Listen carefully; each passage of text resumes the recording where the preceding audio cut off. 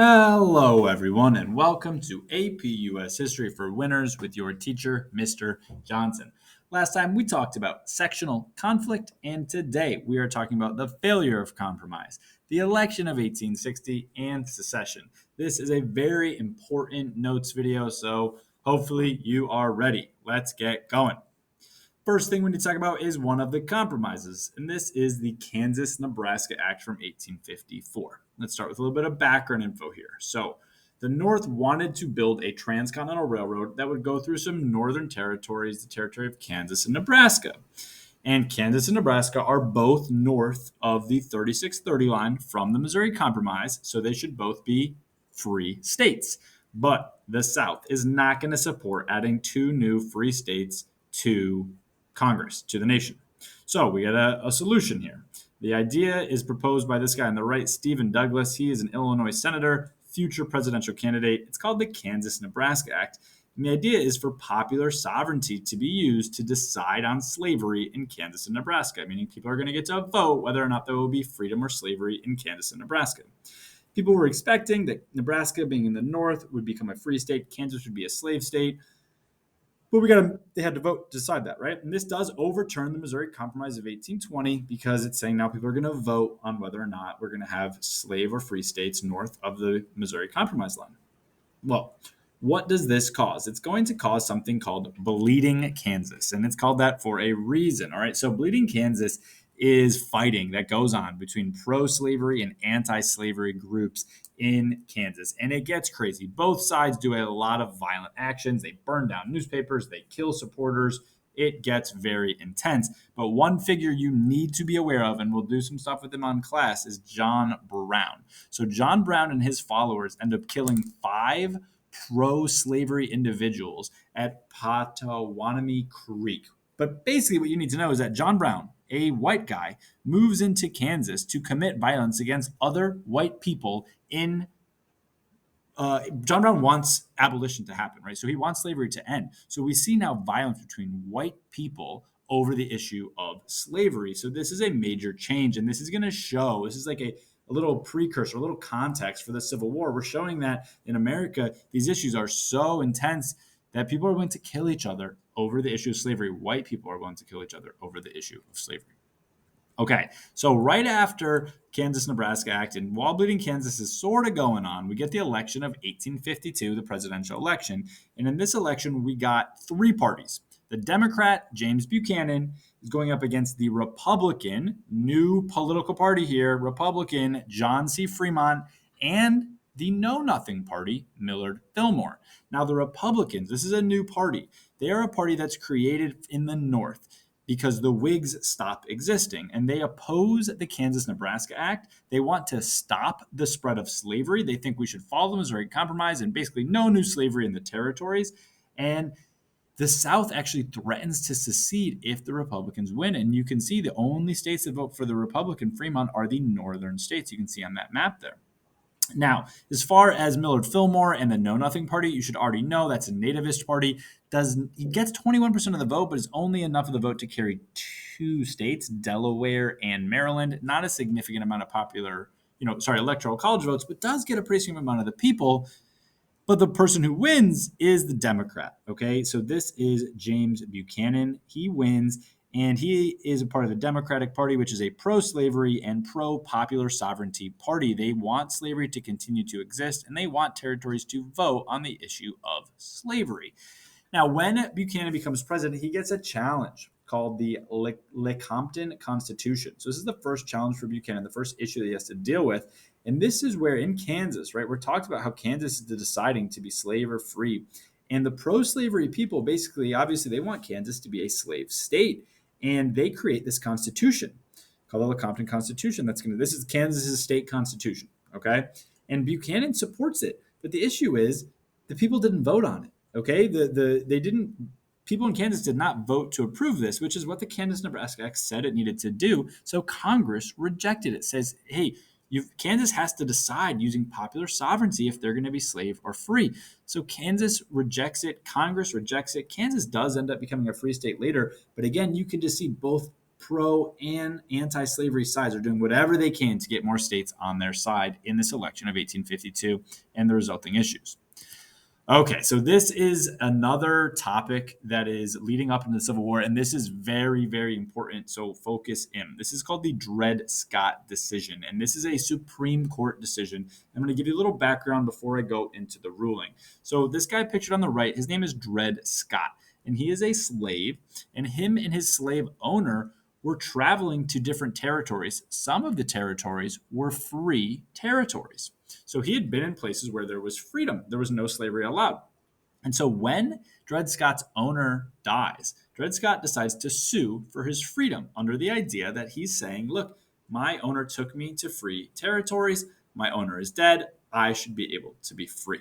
All right. And so this is a monumental decision about the issue of slavery. The Supreme Court is going to make a decision about the status of slavery. And here's what they decide. It's pretty alarming. Okay, so they say, first of all, African Americans, both free and slaves, are not citizens. So they cannot sue. So this decision does not even, we can't even listen to this Dred Scott's issue because he's not a citizen, so he can't sue in court. He also said, the Supreme Court also says that slaves are considered property and they can't be taken away without due process, which is a part of the Fifth Amendment, which says that the government can't take away people's property without due process. So the result of all this is a major win for people who are pro-slavery. This basically says that the Missouri Compromise is unconstitutional, and any compromise about slavery is unconstitutional because Congress cannot regulate slavery in the territories. That's up for the states and the federal government. They have to make their own laws. If the territories want to be pro-slavery, they should be able to. So essentially, the Dred Scott decision is a major win for pro-slavery advocates, and they basically get everything they want out of this, where we hear slaves are considered property. They can't be taken away. So someone as a slave could travel to a free state and keep their slave. This is a huge decision, okay? This could have changed the course of history if they decided the other way. They could have maybe prevented the Civil War with this decision, but they did not know that was coming, obviously, right? But this is a big decision, so we got to be aware of it because it basically really angers the North, and it's going to cement slavery as an issue, as an idea in American society until something bigger happens, okay? So, I'm sorry, I should have slipped to this. So here's the impact of this, okay? First of all, there's a ton of tension, obviously, between the North and the South over this decision. The North very much disagrees with it, and it's going to split the Democratic Party, okay? Because the Northern Democrats are not going to be in favor of this decision, but the Southern Democrats are, so it's going to get people very split up in the Democratic Party, and there's going to get a creation of a new political party called the Republican Party that are basically going to help try to stop the spread of slavery. And so that's why they're going to create that political party, the Republican Party. Okay. All right. Another topic, the Lincoln-Douglas debates. So while this is going on, Abraham Lincoln and Stephen Douglas, pictured on the right, are both candidates for Senate in Illinois. Stephen Douglas was already a senator. We heard him. He came up with the Kansas-Nebraska Act, right? And so this is a series of debates that Lincoln and Douglas have over, who should be the senator for Illinois. And this is a series of 7 different debates, and they become national news, okay? And a lot of what they're debating is slavery and the Dred Scott decision. And Lincoln wants to pin Stephen Douglas down and basically make Stephen Douglas share his opinion about the Dred Scott decision, because remember, it's Douglas in Illinois. That's a northern state, so Douglas has to kind of be careful with what he's saying because he knows people in the North, are more in favor of abolition of slavery. And so Douglas comes up with this thing called the Freeport Doctrine, which basically says that we should ignore the Dred Scott decision and all territories should be able to decide for themselves about slavery or freedom. This is going to anger the Southerners a great deal. Now, what are the results of these debates? Well, because of the debates, Douglas still wins the Senate seat in Illinois. But Lincoln, because of how famous the debates becomes a national figure, and he gets launched onto the national stage. Southerners are very mad at Stephen Douglas because of his belief in the Freeport Doctrine. They think that there should just be slavery in the territories, shouldn't be up to popular sovereignty, which again is going to cause a split for the Democrats in the next presidential election. So all these things we've been talking about basically lead to the end of the second party system. The first party system, right, was the Democratic Republicans versus the Federalists. Okay. And the second party system was the Whigs versus the Democrats. And this marks the very end of the Whigs. We've been talking about how it's been ending, and now it's over. Okay. So Henry Clay, Daniel Webster pass away, and a lot of their ideas pass away with them. This focus on compromise and trying to keep the nation together. And some other issues like slavery and nativism are going to weaken the parties, and it's going to basically cause sectional parties to emerge, like the Know Nothing Party, like the Free Soil Party, and the major party, the Republican Party, is going to be a major player that comes out of the end of the Whigs. And the Republican Party comes about in the North after the Kansas-Nebraska Act and the Dred Scott decision, and they want to keep slavery from expanding. They adopt a lot of their ideas from the Free Soil Party. And the first Republican president is going to be Lincoln. Let's explain how he becomes president. So it's the election of 1860, one of, if not the most important election ever in U.S. history. So we got a lot of people running for president. Republican Abraham Lincoln is going up against a Democrat, John C. Breckinridge. He's a Southern pro-slavery Democrat. Versus another Democrat you've heard of, Stephen Douglas. He's a Northern popular sovereignty Democrat. He thinks the territory should decide on slavery themselves. Versus another candidate, constitutional union candidate John Bell, wanted to keep the country from splitting up. So we see slavery has broken the political system so much that now we have four candidates running. Two of them are from the exact same political party, but they represent different views about slavery. Now, because of all this happens, Douglas and Breckinridge, basically they're both Democrats, so they split the vote. And that's going to give the election to Abraham Lincoln. And he campaigned on the free soil platform, the idea that we should not expand slavery. He does not campaign on the idea to end slavery. That's not what Lincoln says in the election. He just says no new areas should have slavery. And he wins. But here's what's crazy. He doesn't get a single southern state. And in many of the states, he doesn't get a single vote. He's not even on the ballot in many of the states in the South, but he still wins. This is a huge election because when Lincoln, the Republican, wins, it causes the South to want to secede from the Union. Secede meaning create their own country, leave the United States, make their own country.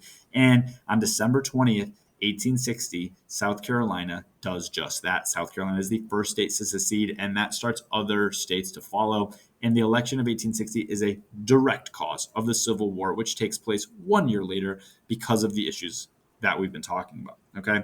Now there is, right after this election, there is something called the Crittenden Compromise. It was a last ditch effort to avoid a crisis. They basically said, well, what if we just go back to the Missouri Compromise and, northern states are free and southern states are slavery? But Lincoln rejects it. He says, no new slavery in any areas. That's not what I ran on. So as a result, we're going to get the Civil Wars coming up in the next election. Okay. So here's just a little map just so you can see the electoral map of the election of 1860. And you can see in red is Lincoln. You see he's got all the northern states, not a single state in the South. In green, the states that are won by the Southern Democrat. Okay, those are the states in the South. Orange, the constitutional union candidate gets a few states. Douglas gets a couple of states, but you can see everyone's split up. The North has most of the people on one side. Even though he only wins 40% of the popular vote, he gets 60% of the electoral votes. Lincoln becomes president. Major election, going to be a turning point in U.S. history. All right, let's try to wrap this up. That's it for our notes on the failure of compromise, the election of 1860, and secession. But there was a lot of important ideas in here that we need to understand. So let's try to summarize them up. First of all, what are the causes and effects of the Kansas-Nebraska Act? Second, what was the decision and the effects in the Dred Scott case? And third, what happened during the election of 1860 and what was the effect? So that's it. Thank you so much for watching. I will see you next time.